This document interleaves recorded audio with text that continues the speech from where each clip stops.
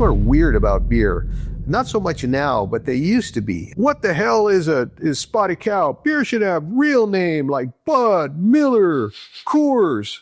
And I said, come on, what's a Budweiser?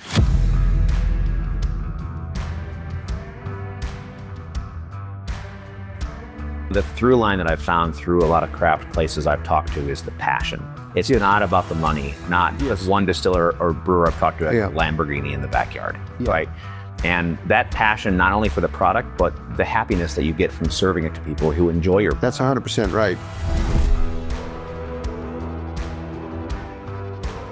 Brewing is a marriage of art and science. So on one hand, it's like being a chef and you're cooking and you're creating flavor, but it's also a lot of engineering and science. You know, on one hand, you have a soup ladle, on the other hand, a calculator, and that always appealed to me.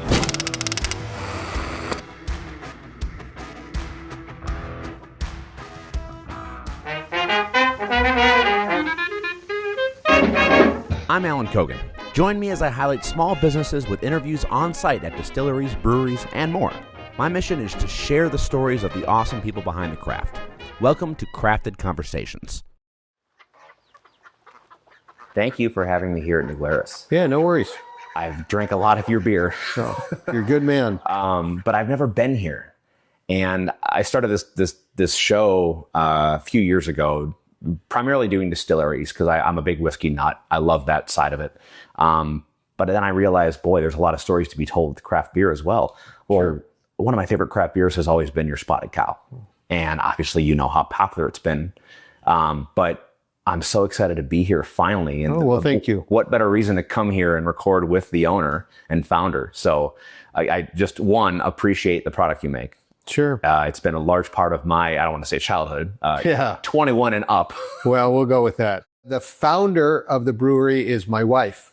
She's an entrepreneur. I'm a technician. I'm an engineer. I'm a brewer. So the founding and really the raising the money and all that goes to my wife. And I was more or less the first employee. But for me personally, I'm a brewer. I've been a brewer my whole life. I've always loved beer ever as long as I can remember. I was always stealing a sip of my dad's beer when I was growing up. Even at the age of 6 years old, I loved beer. Breweries were always magical to me. The copper and the tile floors and the whitewashed walls always had a magical feeling to me. And brewing is a marriage of art and science. So on one hand, it's like being a chef and you're cooking and you're creating flavor, but it's also a lot of engineering and science. So on on one hand, you have a soup ladle, on the other hand, a calculator, and that always appealed to me. I went to the University of California at Davis, and I got my degree in food science, but my emphasis was in brewing science, cheese making, and wine making. And so I was always interested in fermentation, but brewing is what captivated me. So when I graduated from school, I went to work for a small brewery in Montana, built a small brewery in the 80s in Helena, Montana. And that's where I met my wife, because the funny thing is I was building a brewery and making beer, and she was doing graphic art and marketing at the brewery. So pretty much we're still doing the same thing here 40 years later. And so we met, got married, and I went to work for Anheuser-Busch as a brewing supervisor. I worked for a company building small breweries. I went to Germany, did an apprenticeship in Bavaria, worked in a small brewery. And during that time, my wife was always watching the industry, because I worked for a stainless steel fabricator building breweries at one point for 3 years. And I built like 48 breweries all over the country. So I learned a lot about what makes a brewery successful and what makes a brewery unsuccessful. And she was always watching, because she's an entrepreneur, and during that time, she had her own businesses. We were raising 2 daughters, but she had an antiques business. As I said, she was doing graphic art. So she always had her own businesses. And when I was working at Anheuser-Busch in Fort Collins, Colorado, there came a point where it was time to move on up the ladder, and the next position that I was made available to me was in engineering, because I was a good engineer, was to travel around to the, at that time, 12 breweries around the country, helping with engineering projects. But it would have meant that I would be traveling 80% of the time. And my wife said, no, this is, or have to move to St. Louis or Newark or Los Angeles. And our daughters were in junior high at that point. And she said, no, I'm not going to do this. I want to go back to Wisconsin. She was born in Milwaukee, and she wanted to move back to Wisconsin. She said, how about I build you a brewery and we move back to Wisconsin? So that's how we ended up here. We moved here in 93 and started out with pretty much next to nothing and just kept banging our head against the wall for 33 years. And she was the first woman in the United States to open up. Yeah, there have been women that have taken over breweries, maybe when their husbands passed. Sure. Or there were women involved in breweries, but I think it was the first time that a woman was the sole representative of the stock offering to start the brewery, and she was pretty much the complete mastermind behind it. She did. Her and I wrote the business plan together, but she did the lion's share of the business plan, and she raised the money. She negotiated with the bank, with wholesalers, and with investors. And I found equipment and bought raw materials and made beer. That's amazing. Now, obviously, as time has gone on, you're obviously not the one who's got the hand on the wheel in the brewing. Or are you still on the floor doing the things? No, I'm not. I have, now we've grown to the point, when we started out, it was Deb and I, and we hired one guy. And for some years, I was 70-hour work week was standard. But now in my age, it's not really something that I can do anymore. We have 120 plus employees, and I have a really good team, great brewers. So they're pulling the heavy weight. It's one of the things that I like, especially living out of Wisconsin now. It's almost like a sense of pride as a Wisconsinite to hear New Glarus's fame in other states. Yeah, sure. It's that the scarcity creates demand of the spotted cow, right? That it's like, well, it's awesome because your story, you're a craft brewery through and through. And you've gotten big and you're popular and you're doing well. And it's awesome to see. And it's awesome that you're still doing it. It's not sold off to a big corporate monster. Yeah, well, we have, we certainly had offers. And sure. But yeah, that's right. Wisconsin's sort of a unique place. It's in a lot of ways, Wisconsin is unique in the United States. It's sort of like Ireland. You can go anywhere in the world and you find Irish pubs. You can go to Thailand and you find an Irish pub. Wisconsin is unique because when I travel and I talk to like taxi drivers, and they always ask, they pick you up at the airport, where are you from? Oh, I'm from Wisconsin. And they always say things like, oh, I love the Green Bay Packers. I say, oh, really? Are you from Wisconsin? No, I'm not. But ever since I was a little kid, I've always loved the Packers. I say, yeah, but you're in California. Why aren't you a Niners fan? Well, I don't know. They're Green Bay Packers. They're always the underdog, and I just love the story. And I think there's something special about people from Wisconsin. Like when we lived in Colorado, there was a lot of expats from Wisconsin that live in Colorado. There seems to be a connection, and people just love Wisconsin. You can go anywhere in the United States and find pubs that are Wisconsin pubs, and they have, on Saturday they have the Badgers, on Sunday they have the Packers. And I don't know of any other. I don't know of any other state that has that feeling. Okay, people from Oregon love their football team, Oklahoma, and Texas, and all that. America's team, and all those things. But collectively, Wisconsin has a special parochial feeling that's unique to our state. Yeah, and obviously we're the beer state. So that adds on to the, I can't think, was it 92, 93 when you started? 93. 93. At that time, craft brewing wasn't really that big. No. There was the big guys, obviously. Yep. And obviously there's a lot of history in Milwaukee with the big guys. Yes. There's got to be such a sense of pride because of that love of Wisconsin and the beer capital of the world that, hey, we're also making a great product and it's from Wisconsin.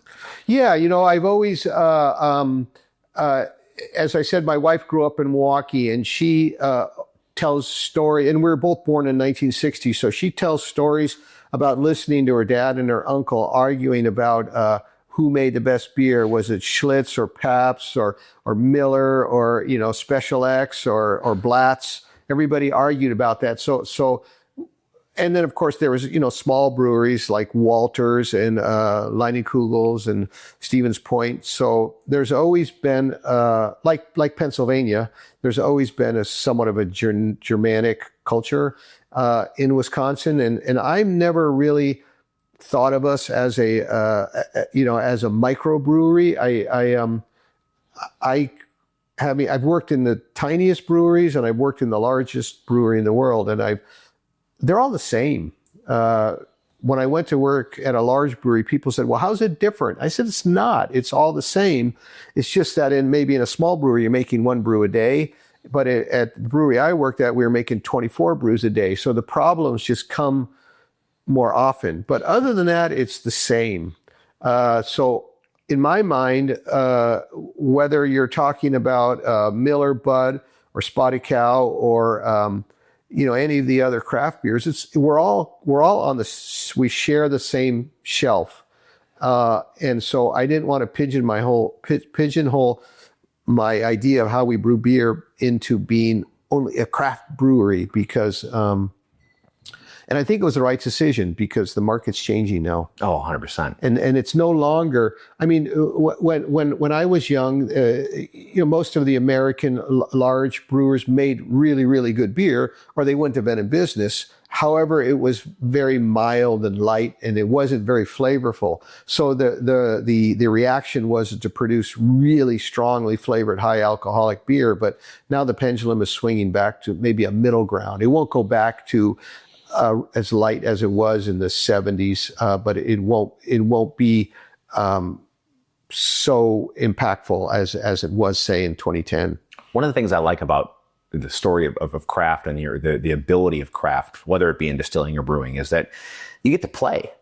You get to kind of do what you want. If you decided on a random Wednesday that you want to make a porter that's aged in a local distillery's bourbon barrels, you can do that. Yes. Have you found, as you've gotten bigger and you have your name, everyone knows New Glarus, you kind of have that standard to live up to now? Are you able to play, or have you kind of said, no, we know what sells, we know what we make good, and we're going to leave it to that? Yeah, that's a real good question, because it's a double-edged sword. We do play. We have families of beers. So we have our year-round beers, like Tailwagger and Spotted Cow and Two Women and Moon Man. And then we have our major seasonal beers like Staghorn, Oktoberfest, Dancing Man Weiss, Totally Naked, Cabin Fever, that come out more or less every year for a quarter. And then underneath that, we have what we call thumbprint beers, sort of like, Maker's Mark. And they're more esoteric beers, smaller runs, because the more esoteric a beer is, the less the sales are. And then we even have underneath that what we call R&D, which certainly means research and development, but also Randy and Dan. Randy's my cohort, my assistant brewmaster, and so we make sour beers, we make sour fruited beers, we make all kinds of crazy beers under that label. So there's families of beers, but so we do have the chance to make one-offs and special beers, but the problem. Our business is different than, say, a tap room or a brew pub, because in a tap room or a brew pub, a lot of times they don't even make the same beer every week. They're always making something different. Mm-hmm. And that suits that model. But as a shipping brewery, a brewery that's packaging beer, and then it goes out to wholesalers, and then the wholesalers sell it to the retail, and then the customers buy it at retail. So there are gatekeepers along the way. Right. And so and I'm sure you hear this in distilleries, that the wholesalers are a pinch point, because they when we started in '93, we started with wholesalers that had like 3 or 4 beers. Maybe they had our wholesaler in Milwaukee, I believe, had Bud, Beck's, and Guinness, and then us. Sure. So it was easy for us to get share of mind, as August Busch used to call it. But now they have hundreds and hundreds of beers, as well as THC beverages, non-alcoholic beverages, seltzers, and ciders, and lemonades, and all kinds of crazy stuff. And so they are less focused, and that makes it harder for us. So if we want to come up with a new beer, it's hard for us to get it into this crowded room. Right. Much, much harder than it was 33 years ago.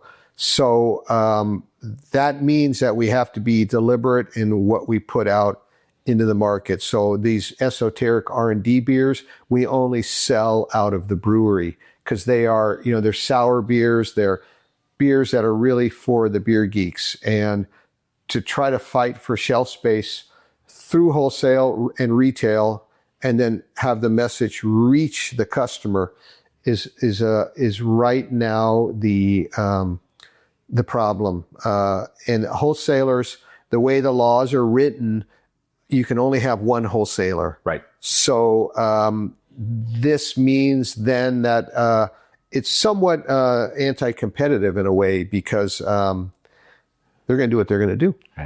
Right. Have any of those R&D beers broken through that said, oh, actually, this is something that we can have on the line? Generally not, because if we are going to make a beer that we think has legs, we would not put it in the RD. We would put it in the thumbprint series, which is the next level up. Gotcha. And those sometimes do break through. The R&D beers, though, are probably, if you look at medals that we've won at various American and international beer competitions, those are the beers that win the gold medals, because they're kind of no holds barred, interesting beers. Just out of curiosity, what's the most wazoo weird one you've done? Probably a sour porter.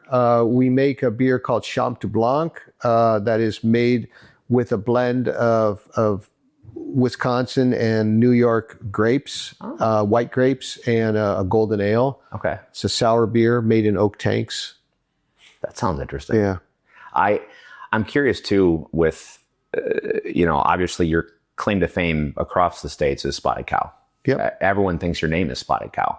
Yeah. No, they don't know the word New Glarus, which is kind of fun because I as a Wisconsinite, I can educate them. Sure. How did that come to be? I know the story. I want you to tell it though, because I think it's so interesting how this just kind of a passion project turned into really the creme de la creme of what New Glarus has made and has taken the beer market and craft brewing by storm in Wisconsin. Yeah. Well, we are distilling it also. Yeah, so we'll that's another story. I'm excited for that too. So when we started in 93, we had envisioned, I'm a lager brewer. And when I was an apprentice in Germany, we had gone to Belgium. Mm-hmm. And this would have been in 86. And nobody did what I did, but I went and knocked on doors in breweries, and there wasn't many of them. A lot of them were closing at that point, but there were still lambic sour brewers. And I visited these breweries and spent time in observing, and they answered my questions and told me how they made beer. So when we started the brewery, we were going to make fruit beer, and that was going to be our thing.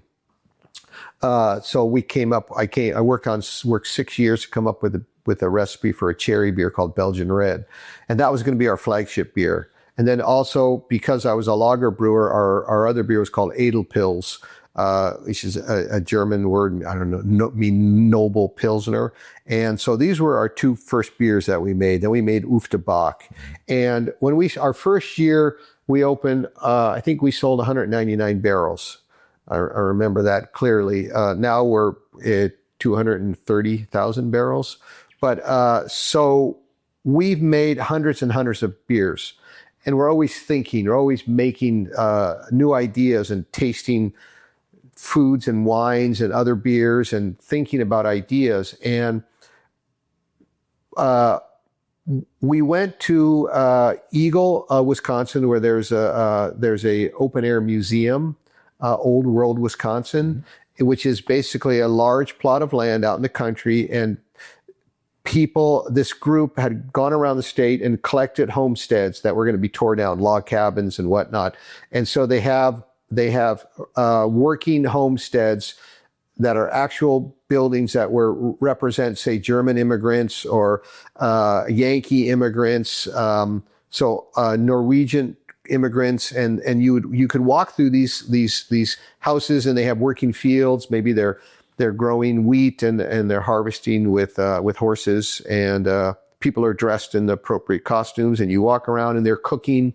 It's a living open air museum. And in the German homestead, in the root cellar, they had a crock pot of beer. And this would have represented a homestead from, say, the 1840s or 1850s, when there was a large influx of Germans to Wisconsin.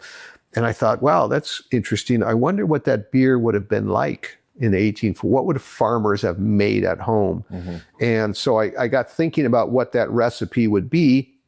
And out of that came this idea for this beer. And the concept for Spotted Cow came from a trip that Deb and I had taken to England, to northern England, to Yorkshire. We had won a gold medal for our Belgian Red cherry beer at a international beer competition, and so we went over there to get the medal because we had never won anything like that before. So we were just a tiny brewery, so it was pretty cool. Yeah. And so we rented a car and we drove around Yorkshire, and it's all rolling green hills with stone, as you can imagine, stone walls all around. And it was springtime, and there were lambs everywhere. There were sheep. It was just all sheep. There was no people, just sheep with lambs. And so Deb kept commenting, wow, it's really crazy. Look at all these sheep. Look at all these lambs. And then she stopped for a second. She said, I bet that's what people think when they come to Wisconsin. Because, in the early 90s, to have a dairy farm with 40 cows or 100 cows, it's pretty common. Unfortunately, they're mostly gone now. Right. Although one of our employees still milks 40 cows. So, the small farms are an important part of Wisconsin, a part of America. So I'm sad that they're lost. But in any event, everywhere you went in Greene County here in around New Glarus, there were Holstein cows. And so Deb said, I bet people come to Greene County or Wisconsin and drive around and go, what's the deal with all these spotted cows? And then she said, that'd be a great name for a beer. So we took my idea for a recipe and her concept for the label, and she actually drew the label. That's her. She hand drew. It's not a computer aided or no marketing people. She conjured it. The calf jumping over the state. Yeah. And so we came up with this beer, and she had a hell of a time selling it because, again, the gatekeepers, the wholesalers were like, come on, Deb, we're not going to sell a beer called Spotted Cow. That's crazy. I remember a guy came to the brewery one day, and he was literally yelling at me, and he was retired, but he said, I used to be people are passionate. People are weird about beer.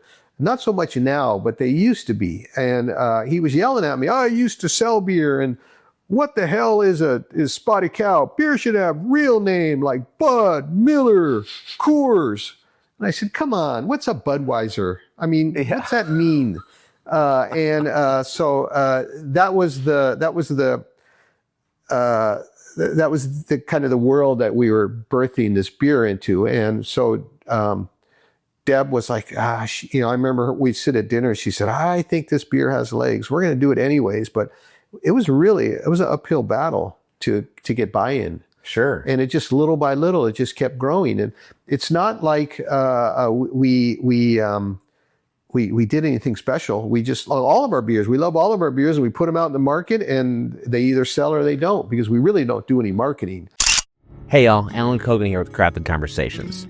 If you want to support the show and the mission of sharing the stories of craft, head over to buymeacoffee.com/craftedcombos. I'd really appreciate throwing a couple bucks my way to help me pay for travel, the equipment that I use, the time that I spend editing, all the software that I use. I really appreciate any support you can give me. And if you can't afford a couple bucks, at least give me some feedback, or go over to our YouTube and subscribe, or follow us on Spotify. Anything helps to make sure that we share the story of craft and give these small business owners a little limelight and get them out on a platform that really showcases what they're doing. I can't do this without you guys or your support, so I would really appreciate you pitching in and helping out. So I'll see you out there, and I really appreciate it. Cheers. People just, they gravitated towards it. They like the taste. I know people sometimes say, well, it's because you only sell in Wisconsin. So you have a brewery, so are you going to only sell in your home state? Well, no. Okay, well then cease and desist, please, because that's not what it is.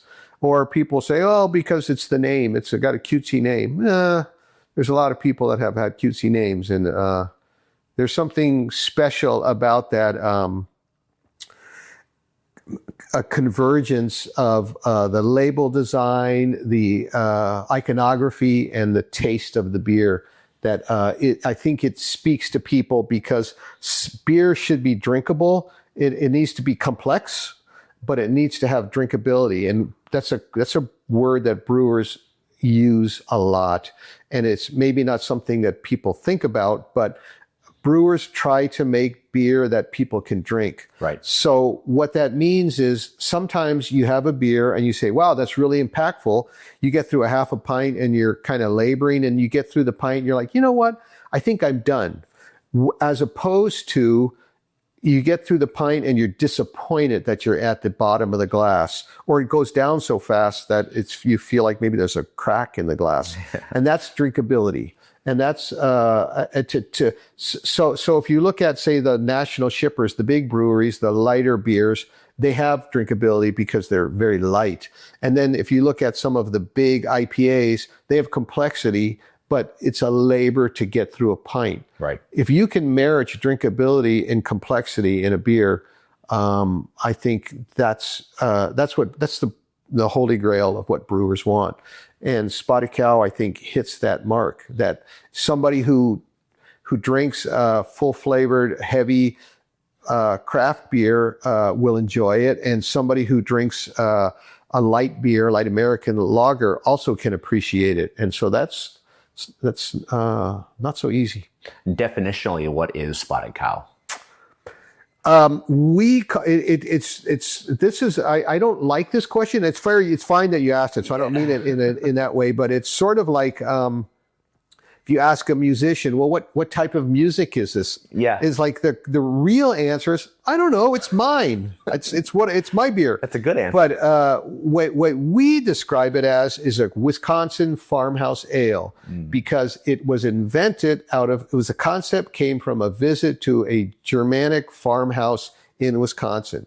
And so then homebrewers get all wigged out because they think of DuPont from as well. That's a farmhouse ale. Well, yeah, it's a Belgian farmhouse ale, but so that's what we call it. Other people will say it's a cream ale, but no, it's not. Yeah, I only ask because I'm always curious. Are there any required boxes that you have to put yourself into with alcohol labeling? Like this is an amber, it has to be labeled as an amber. No, that doesn't exist. No, there isn't. But certainly, it's important that you label properly, because people get angry if they buy a Pilsner and it's really a Bock beer. Right. Are you surprised at all how much Spotted Cow has become this mythos? Because yes. Okay. 100%. I imagine that when we started in 93, we were both 30. We had the concept for the brewery. We were 32 years old. At that point, breweries were not. It wasn't. I mean, through the early 2000s, breweries were kind of growing by leaps and bounds. But in the early 90s, it was a hard go. In the mid 90s, breweries were going out of business. There was a lot of auctions. We got a lot of used equipment from the closures that were happening from craft breweries at that time. So I had seen, having built so many breweries for other people, I knew that it was a hard road to hoe. I imagined that after 3 years, we'd be out of business. And so my wife wanted to move back to Wisconsin. We were 33 when we started the brewery. I said, well, if we're hugely successful beyond our wildest dreams, we'll sell 10,000 barrels. But most likely we'll go out of business after 3 years, most likely. Can I live with that? I said, yeah, sure. We both can. I mean, I'll get a job working in a gas station. I mean, I'll make it work. We're young, we can recover. But we thought that if we don't do this and then we get old, we'll regret that we never took the chance.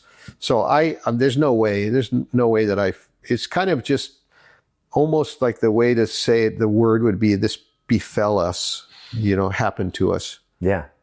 It's interesting for me because I lived in Wisconsin for how long, and I drink Spotted Cow because it was accessible to me all the time, and I never thought anything of it. Of course, it's a great beer, but it wasn't that white elephant that I can never get. Yeah. Now that I've lived more than 6 years out of the state, I see everyone else's reception of it, and I didn't know how much of that mythos existed. I mean, there are people out of state who legitimately think there's a Wisconsin state law from the Supreme Court that says New Glarus must not, it is ours. Yeah.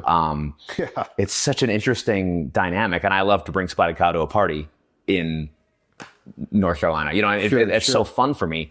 But I wonder, was there ever a thought that came across your mind of boy, maybe we could branch out and start putting it in another place, or maybe in like a packer bar? Yeah, sure. We what you say is true. We buy some of our barley comes from Wyoming, and there's a group of farms out there that grow, big farms that grow some barley for us, and so they have our maltster here in Wisconsin that buys from them has a party after every harvest, and they get all the farmers together, and so we send a pallet of Spotted Cow out there, and they just love the beer. So it is true what you say. But when we started the brewery, we did sell. We sold beer in Oregon because we had lived in Oregon. We sold beer in Illinois. We sold beer in New York State. We sold a lot of beer in New York City. So we were going down the traditional way. We sold a lot of beer in Illinois, in Rockford. And so back then, our brewery was small, and I was brewing. I was the one making beer, and Deb was the one selling the beer. So she would go down to Chicago to sell beer. And our daughters were, young, and so she'd get up early. She'd make them breakfast, make their lunch, get them off to school. She'd get in the car, she'd drive down to Chicago, and she'd sell beer and go to liquor stores and taverns. She'd drive back and make dinner for us, for me and the kids, and it was just awful because Chicago is an awful beer market. Yeah. It's an awful beer market, meaning that I blame the large brewers. I blame the large brewers for a lot of three things. I blame the large brewers for not taking care of draft beer. So draft beer has been an uphill battle. Cleanliness of draft beer lines. Yeah. Understanding if you travel in Europe and you see how draft beer is handled, beer is served in a proper glass, meaning a glass that reflects that brewery. I mean, for me personally, when I go to a bar and I order a Spotted Cow and it comes in a Coors Light glass, I'm like, whatever. But so that, and also they're marketing, Swedish bikini teams and dogs and frogs, and people don't think of beer as a quality beverage. Like if you look at how wine has been marketed, wine is very much a manipulated product. The process is very manipulated.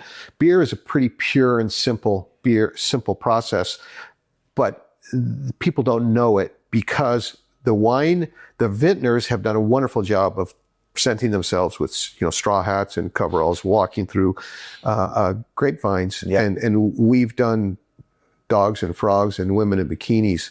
So I'll get off my soapbox and say that the third thing is in Chicago they give away beer. So we had no money. We had nothing. When we were first married, we lived in a trailer that cost, I think Deb bought it for $5,000. So it was tough. And she would go to taverns and they'd be like, what are you going to give me? I'll put your beer on tap, but you have to give it to me. So that was, of course, demoralizing and scary because everything that we owned was put on the line.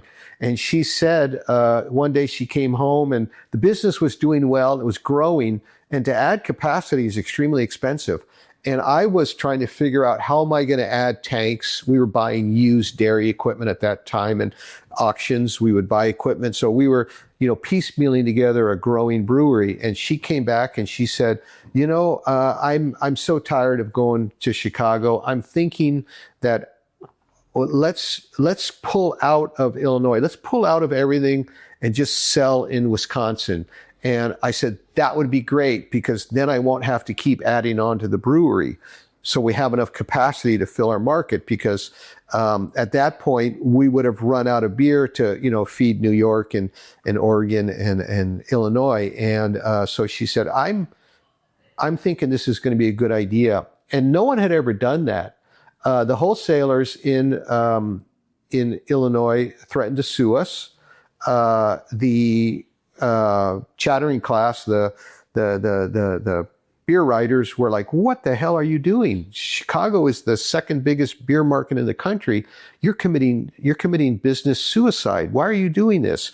And people were genuinely angry that we did this. And Deb said, no, this is the right decision. This will work for us. And now years have gone by and people are like, wow, that was a really smart decision.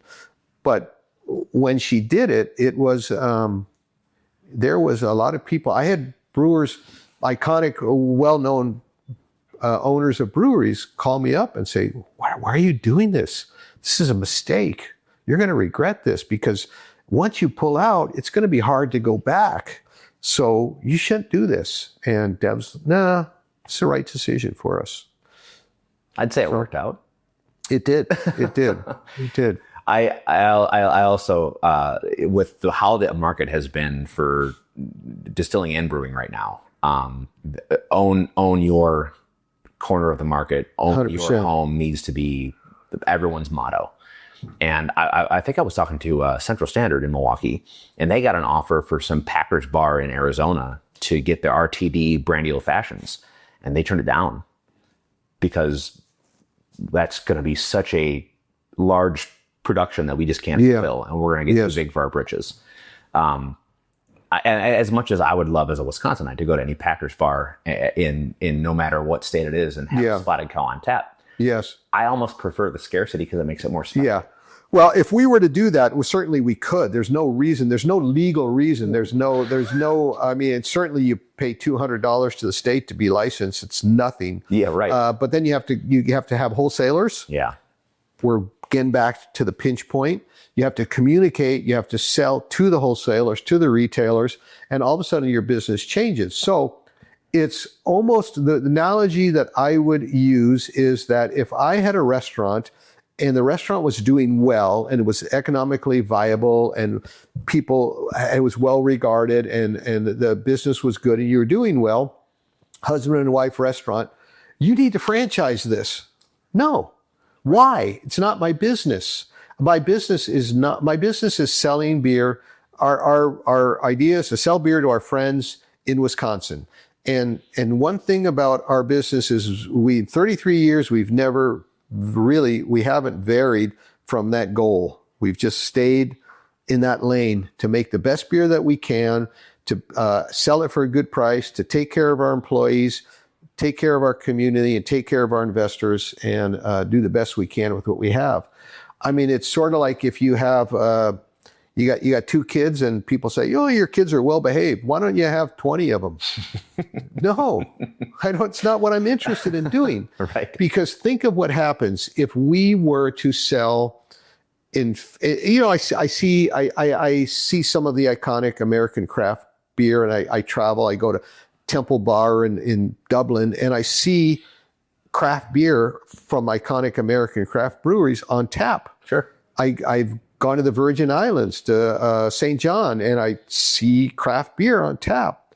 And I think, wow, I mean, these breweries are selling in 8 countries in every state in China and whatnot. And it comes a point when your business is not who you are. And so we know what we're good at. We understand our business model, and the eventual thing that happens when you do that, with some notable exceptions, is eventually you outgrow your abilities. You rise to your level of incompetency, and then you have to bring in, you have to hire specialized talent, or you have to sell out. Hiring specialized talent it's certainly doable. People do it all the time, but we have a certain way of doing business, and to find somebody that wants to take on that mission is hard, because our business is not about the individual. Our business is about the team. Our plant manager always says that it's about the mission, not the individual. As I said, he's an ex-Army guy, so he thinks in those terms, and I understand that, and that's what we're all about. And so to hire somebody that's ambitious, they want more, or you have to sell. And if you sell, then your business is going to change. Believe me, if we were to take on a vulture capitalist and take a bunch of money and then hand off the brewery to someone else, it would not be the brewery that you're here talking about. It would be a different animal. And frankly, it's not what we want to do. I mean, if you think about it, so how much money do you need? Do you need $1 million? Do you need $1 billion? Do you need $10 billion? What is enough? How nice of a car do you need? I mean, as far as I'm concerned, if my employees have health care and are properly paid and can have children and buy a house and make car payments, that is, to me, that's priceless. And if we were to sell out the brewery, I think that money that would go to the community, to our investors, to our employees, would be sucked up by the people that gave me and Deb a big chunk of change. Yeah. So everybody in the brewery and everybody in the village in our community would suffer while we're sitting on the beach in Tahiti. Right. And frankly, after a month of sitting on the beach, I'd be sunburned and bored. And I'd say, well, maybe I should start a brewery. So back to square one. Back to square one. Well, and that's the through line that I've found through a lot of craft places I've talked to is the passion. It's not about the money, not one distiller or brewer I've talked to has a Lamborghini in the backyard, right? And that passion, not only for the product, but the happiness that you get from serving it to people who enjoy your product. That's 100% right. And the pride that you get from that. That's 100% right. I mean, yeah, you guys got bigger, and that's awesome. But it's still a husband and wife team. But it was never the goal. Right. It was never. You're 100% right that it's the idea is to make the best beer that we can, take care of our employees, and do the best job that we can, and then money follows. In my experience, money is sort of like a cat. When you look at a cat, you say, "Come here, kitty, come here, kitty." The cat's going to be, no, and wander off. But if you don't make eye contact with the cat and you ignore it, it's going to jump into your lap. Yeah. And money is the same way. And I've learned my whole life that money is a really evil taskmaster. And I think that some people certainly that make money their god, they're successful, but mostly they're miserable in my experience. And most of them don't really ever get to the point where their appetite is satisfied. Right. No, amen to that. I am curious, because we did mention it, I have to ask you about it. And I knew you were doing it. I was excited to come here and ask you about it, is your distilling. Because I told you, first and foremost, I'm a whiskey nerd. So one of my favorite breweries that makes some of my favorite beer is now treading those waters. Where did that calculus come from? Is it just playing around, or what do you do? Yeah, just playing around. Okay. About 10 years ago, Deb started talking about the idea of making spirits to sell out of our gift shop, because at that time we did a lot of business. About 10% of our business was in our gift shop. And we grew to the point where it became untenable. We outgrew our parking lot. We were so crowded on the weekend that, and then COVID came, and there's a lot of drama around that. So we are building a brand new visitor center. It's a 2-year construction project. The idea is that we'll have a proper visitor center that will be able to handle large groups of people.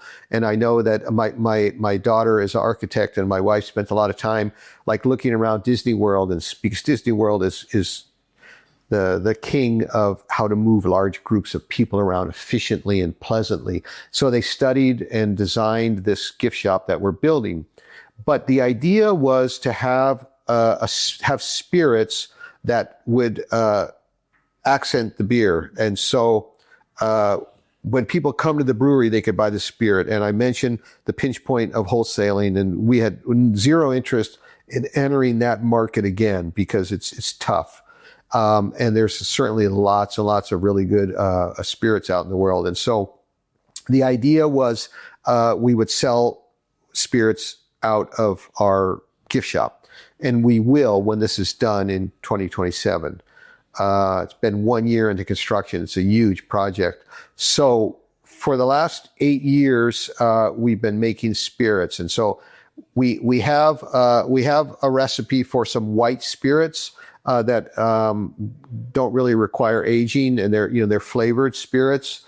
We didn't really want to make gin. We didn't really want to. I had zero interest in buying grain neutral spirits and making something, or buying whiskey from another supplier and then selling it under my label. I wanted to make our own. But at that point, I've been a brewer my whole life. I really didn't really know that much about. I wanted to make whiskey. I wanted to make single malt whiskey. I wanted to make beer schnapps, distilling beer. But I didn't really know anything about, other than, simple things that most people know. And so I went and took a couple of classes at a Moonshine University in Louisville. Yeah, they're great. A really great school, and studied whiskey making. And I went down to Colville in Chicago and did some beta project. What happens if we distill some of our beers? Can we make a decent product? And yeah, it tasted pretty good. And so then we did some distilling at Wollersheim, started to fill barrels. We felt confident enough. We went out and bought a 250-gallon still and started to fill barrels. But with COVID and other eventualities, it's kind of, because our gift shop is not open, we haven't released the whiskey. So we've been making single malt whiskey, and we've been barreling distilled beer also. Well, that's exciting. Yeah. It's exciting too, because the new designation that lets you release exactly. single malt. Yep. Wow. So we're doing, we're aging in new made whiskey barrels, and then we're also finishing in whiskey barrels, bourbon. We're finishing in bourbon barrels. We're finishing in port barrels. We have all kinds of different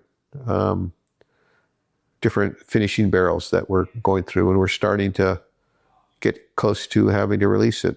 Well, I'm excited. I know it's been on my radar for a while, and I've that. So there will be a special Wisconsin trip for me. Good deal. Well, we'll look forward to seeing you. That is so cool. What is the future look like for you other than that project? What's coming up down the road from New Glarus? What does 2026 look like for you guys?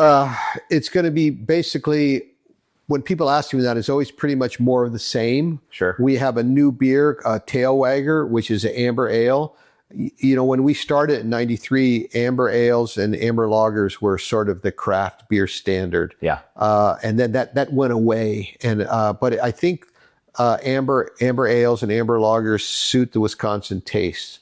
So Tailwagger Amber Ale is coming out, and so that's just hitting the market now. And it's an easy drinking amber beer. We will continue to make all of our iconic beers and new beers. In 2027, we'll have our new gift shop open, which we have a 10 hectoliter, 8 barrel old fashioned brewery from it's probably 125-year-old. I bought from a guy who more or less founded in a barn. So it's got a traditional. I mean, if anybody knows who's listening, it's a direct fired copper brew kettle. It's got a copper cool ship. It's got a Baudelow cooler, old fashioned cooler, open fermenters. It's a traditional old school way of making beer. And so we'll do probably be making specialty beers there. And it's a perfect size to match our 250 gallon still. Yeah, that's so cool. Yeah. I mean, obviously, as a beer drinker and as a Spotted Cow New Glarus drinker, I really enjoy your enthusiasm. I can tell you care about the product. Yeah. So genuinely kudos to what you and Deb have created here thanks. and continue to do. It's an awesome pleasure to sit down with you and hear about it. Yeah. Thanks. Obviously, your story is all over the place. I know you've done a billion podcasts. You've done a billion things. And I probably ask you questions that you've been asked a billion times. No problem. When are you going to sell Spotted Cow in North Carolina? I'm not asking that. Yeah. But I get it. Yeah. So all my friends who are jealous that I'm here today who don't live in Wisconsin, I will bring them back a case of Spotted Cow. You're a good man. Thank you. But Dan, it's been a pleasure. Thank you for having me, letting me invade your space. I look forward to visiting while I'm here today. Yeah. And I will come back. Thank you, Alan. Yeah. And thank you for your service. I appreciate it. Cheers. For the beer and the military. They kind of go hand in hand. Yeah, they do. They do. Cheers, friend. Yeah, thank you. If you enjoyed this episode, I'd really appreciate a follow and share on social media, subscribe to our YouTube, and be sure to give us a rating and review on your favorite podcast platform. Everything you see and hear is out of pocket for us, including travel. If you support our mission of showcasing the amazing stories behind these small businesses, do me a favor and head over to buymeacoffee.com/craftedconvos. Buy Me a Coffee is an awesome way to help creators like me with simple one-time donations or a monthly contribution. Every dime goes into giving these breweries, distilleries, and more some much-deserved limelight. A special thank you to our supporters, The Bar Book, Distillery Products, and Virtue Feed and Grain. To learn more, please visit www.craftedconvos.com.